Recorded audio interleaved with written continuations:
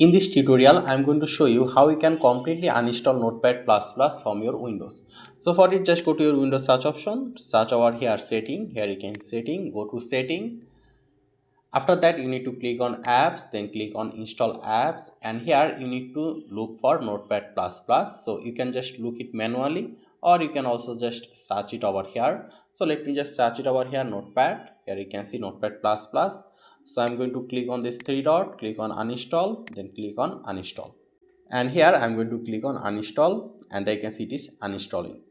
And would you like to keep your custom setting? I'm going to say here no, and everything will be deleted. But still we are going to check a few folder. So Notepad++ is uninstalled from our system, but we are going to check it in our folder. So let me just go to my local disk C, then I'll go to my program files, and here if you find Notepad++ folder over here, you can delete that without any worry, and you can also check it in program files here as well.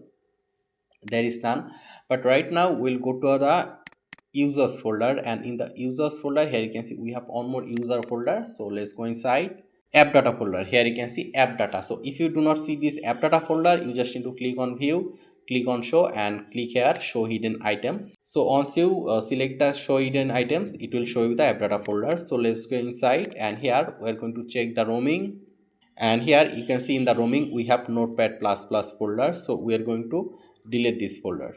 Let's go back, let's go and check the local folder, and if there is any Notepad++ folder over here, you can delete it without any worry. So Notepad++ is completely removed from our system. So this is how we can uninstall Notepad++ from Windows. I hope this was useful. Make sure to subscribe, and I hope to see you in the future tutorials.